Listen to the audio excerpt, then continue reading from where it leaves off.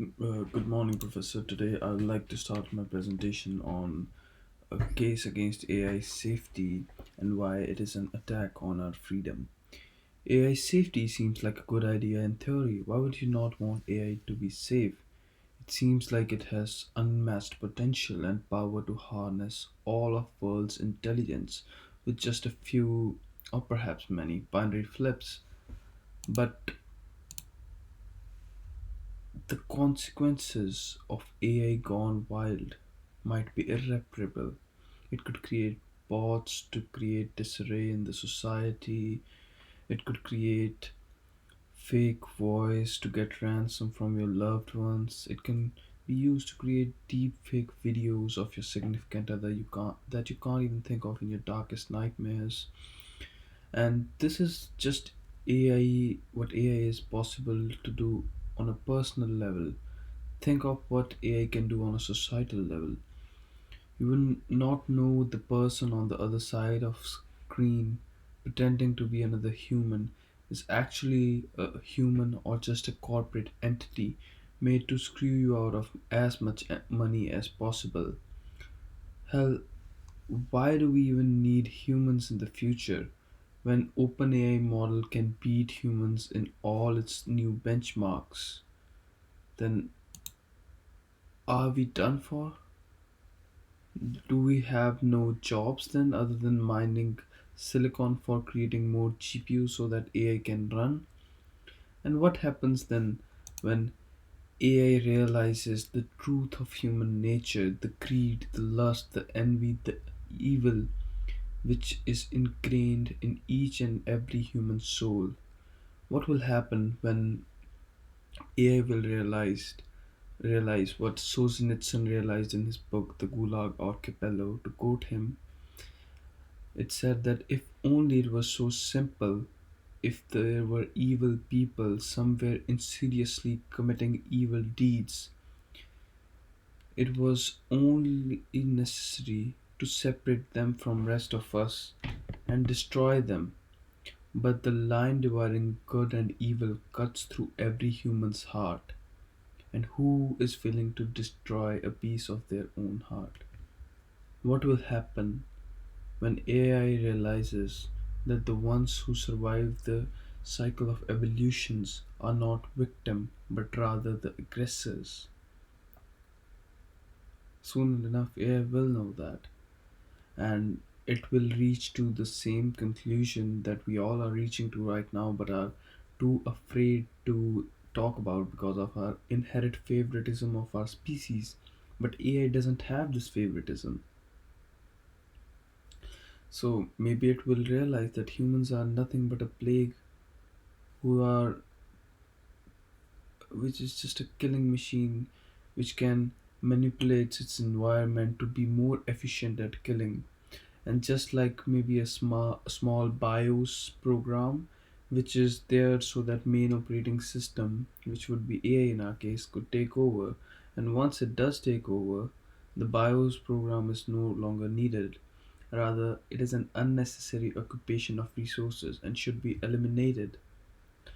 Then why would AI safety seem such a bad idea? It does not seem like a good idea. It seems like a great idea.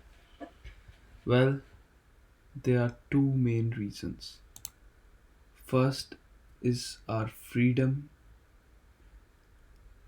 second is our liberty, and third is our ethical, moral, and societal responsibility to explore truth.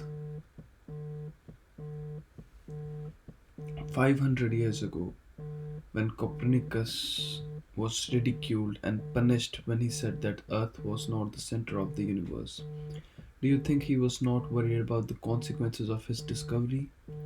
Did the fear of abandonment by his peers not worry him?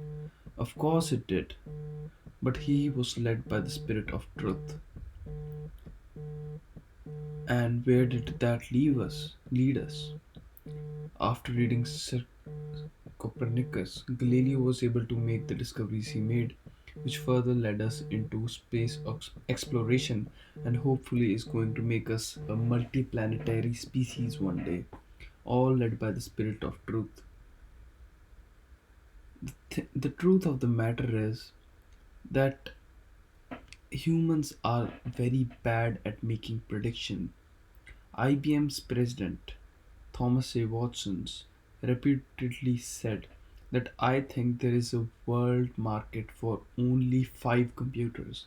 Yes, this guy was the president of IBM. He said the world only needs 5 computers. So, all these stories of doom and gloom, true as they might be, will only hinder the progress of human species. Will only hinder the uh, progress of human species. It is rather insane to think that you can predict the fabric of whole reality when you can't even predict the price of Bitcoin. So, we don't know what the consequences of AI are going to be, but here are some of the more practical reasons. But leading by fear, the safety, AI safety should not be led by fear. And here are some of the practical reasons to not support AI safety. First of all, safety is a very subjective term. Where you feel safe depends on your own life experiences. But who gets to decide what AI is safe? Shouldn't this decision be made by developers or better yet the users? Why does some elite group of people which is which is bound to be underrepresented by all other diverse cultures and outlooks we have in the world, why do they get to decide what is safe? So I think that every group should have their own AI alignment, their own uh, safety protocols. There should not be any universal AI safety. The open source models should be alignment free, so uh, they are uncensored completely and can be designed to be aligned to our specific use case. And practical implement implications of AI safety are that they will tie down the hands of small individual researchers by putting up roadblocks, by making them aligned with the culture and ideology that they want them to comply with. And while the companies that are too big to be impacted by AI safety groups will have no effect on them. Because even if they were able to get legislation in one country, if if your company is big enough, you can just move to another country which does not have the legislations you dislike. So all they have power over are individual open source researchers. But these are just practical and logistical reasons to not support AI safety. The fundamental reason to not support it is that as sovereign individuals, as long as my values are legal, I have right to live by them. I don't need to follow values that are not mine. This is the foundation of Western democracy as we see it today. This is what the values for which the French Revolution was fought for and many revolutions since has been fought for.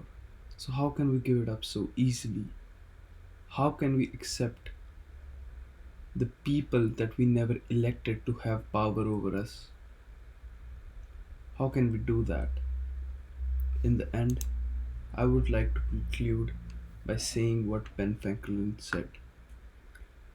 Those who give up liberty to purchase little temporary safety deserves neither safety nor liberty. Thank you very much.